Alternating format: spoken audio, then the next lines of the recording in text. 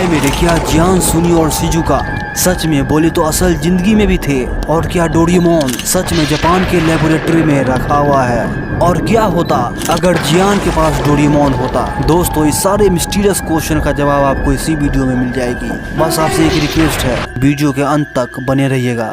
तो कैसे हो मेरे सब्सक्राइबर्स जो हैं और जो होने वाले हैं, दोनों का स्वागत करता हूं मैं। तो भाई मेरे, मैं आज इस वीडियो में लेके आया हूं Doraemon under water doll mystery का पार्ट 3 वीडियो।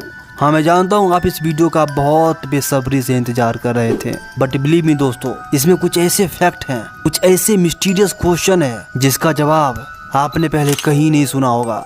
आपने बहुत सारे यूट्यूब पे इस डॉल की मिस्ट्री देखी होगी, लेकिन दोस्तों बिलीव मी, ये वीडियो उन वीडियो से पूरी तरह अलग और मिस्टीरियस होने वाली है, क्योंकि मैंने इस वीडियो में कुछ ऐसे रहस्य को सॉल्व किया है जिसे सुनने के बाद आपके होश उड़ने वाले हैं। बस आपसे एक रिक्वेस्ट है, एक नहीं दो है। पहली, वीडियो के अंत तक बने रहिएगा, और दूसरी, जिसने भी पार्ट 1 और पार्ट 2 नहीं देखी है, मैंने दोनों की लिंक कमेंट और डिस्क्रिप्शन में पिन कर दी है, तो प्लीज उसे देख लीजिएगा, क्योंकि वो वाली कहावत है ना, कहानियां अधूरी नहीं सुना करते हैं।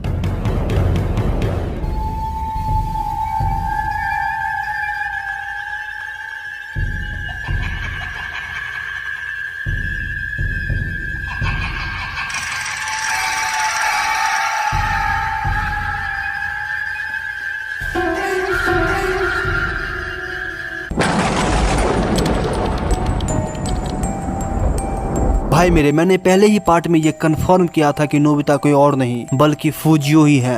और मैंने ऐसा क्यों बोला, अगर आपको ये जानना है तो आपको पार्ट 1 वाली वीडियो देखनी होगी। मैंने उसकी लिंक कमेंट में और डिस्क्रिप्शन में पिन कर दी है।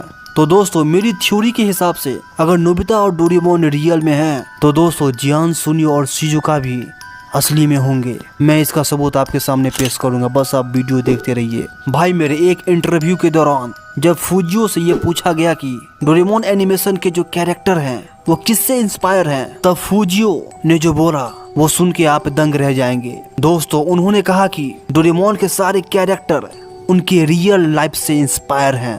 जैसे नोबिता का कैरेक्टर मुझसे इंस्पायर है, शिजुका का कैरेक्टर मेरी वाइफ से इंस्पायर है, और जियान और सुनियो कोई और नहीं बल्कि मेरे बचपन के दोस्त हैं। दोस्तों, बस आप यहीं पे रुकिए, क्योंकि मैं आपको एक इंटरेस्टिंग फैक्ट बताने वाला हूँ। और फैक्ट ये है कि डोरेमोन के डायरेक्टर सिर्फ फुजियो नहीं है, बल्कि एक और आदमी है, और उसका नाम सोजी कोकामी है। तो दोस्तों, ये हो सकता है कि ये आदमी जियान या फिर सुनियो हो, क्योंकि जिस तरह जियान और सुनियो नोबिता की हेल्प करते थे और उसे मारते थे, ठीक वैसे ही फुजियो ने अपने दोस्तों के बारे में बताया है इंटरव्यू के दौरान।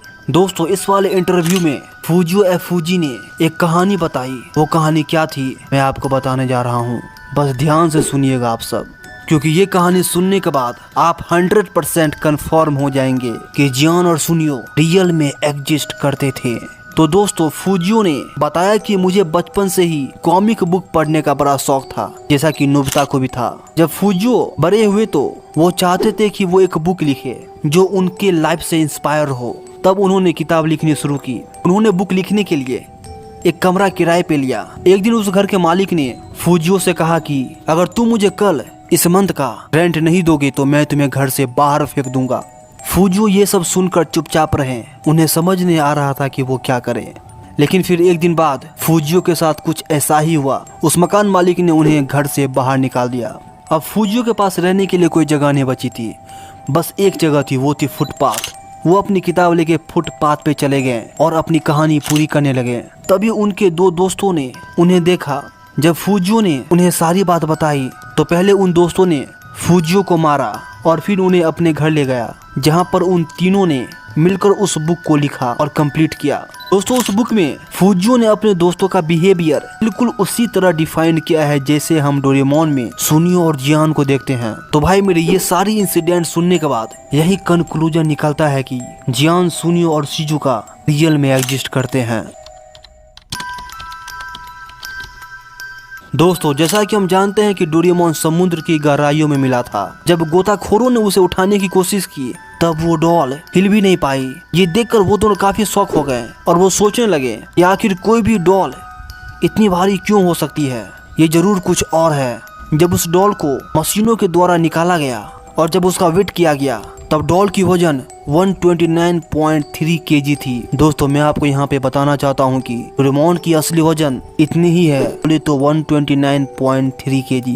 इसके बाद डोरेमोन को जापान के लेबोरेटरी में लाया गया। तब डोरेमोन की पॉकेट पूरी तरह सील हो चुकी थी, क्योंकि दोस्तों जब डोरेमोन को कुछ होता है तो उसकी पॉकेट पूरी तरह गायब हो जाती है। अब दोस्तों आते हैं अपनी क्वेश्चन पे, जो ये था कि क्या डोरेमोन सच में जापान के लेबोरेटरी में रखा हुआ है या फिर नहीं। तो दोस्तों इसका सीधा साधा जवाब है हाँ, यस, डोरेमोन आज भी जापान के लेबोरेटरी में रखा हुआ है। अब दोस्तों यहाँ पे सवाल ये खड़ी होती है कि अगर डोरेमोन सच में जापान के लेबोरेटरी में है तो उसे अभी तक दुनिया के सामने क्यों नहीं लाया गया। तो दोस्तों जब यही सवाल जापान के गवर्नमेंट ने साइंटिस्ट से पूछा तो उनका कहना था कि वो अभी तक डोरेमोन को बस 2% ही स्टडी कर पाए हैं, अभी 98% बाकी है। साइंटिस्ट समझ नहीं पा रहे थे कि आखिर ये इतनी सालों से खराब क्यों नहीं हुई, क्योंकि दोस्तों डोरेमोन की इनसाइड वाली मशीन पूरी तरह फिट एंड फाइन थी। साइंटिस्ट ने आगे ये भी बोला कि डोरेमोन इतनी एडवांस टेक्नोलॉजी से बनी है कि आने वाले अगले 100 सालों में भी हम इसकी तुलना नहीं कर सकते हैं, क्योंकि इसकी टेक्नोलॉजी आने वाले 100 साल में भी हम सब नहीं बना सकते हैं। दोस्तों जापान की गवर्नमेंट ये चाहती थी कि हम सब डोरेमोन की सीक्रेट तब तक बाहर न लाएं जब तक हम उसकी पूरी स्टडी न कर ले। दोस्तों यही रीजन है कि जापान की गवर्नमेंट ने डोरेमोन से रिलेटेड सारे एविडेंस को न्यूज में लाने से मना कर दिया।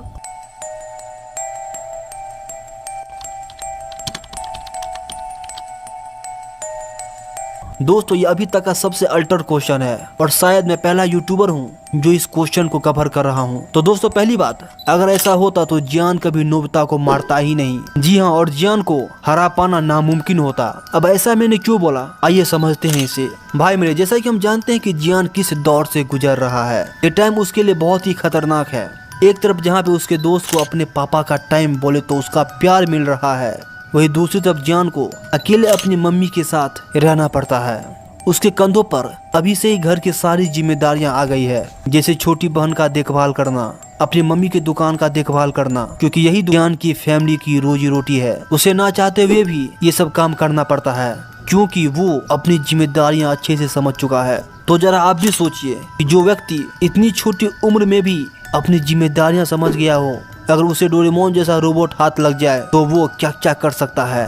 एक तरफ अगर हम नोबिता को देखें तो वो डोरेमोन के साथ साथ उसके गैजेट का भी मिसयूज करता है। डोरेमोन अगर जियान के पास आ जाए तो वो खुद तो अच्छा करेगा ही, साथ ही वो दूसरों का भी अच्छा ही करेगा, क्योंकि जियान किसी को मारेगा ही नहीं, क्योंकि वो जो चाहेगा सो ले सकता है डोरेमोन के गैजेट की मदद से। और इस तरह से वो शांत, सुशील और एक सक्सेसफुल इंसान बन सकता है। और रही बात जियान को हराने की, तो वो तो डोरेमोन के होते हुए भी कोई नहीं कर सकता था।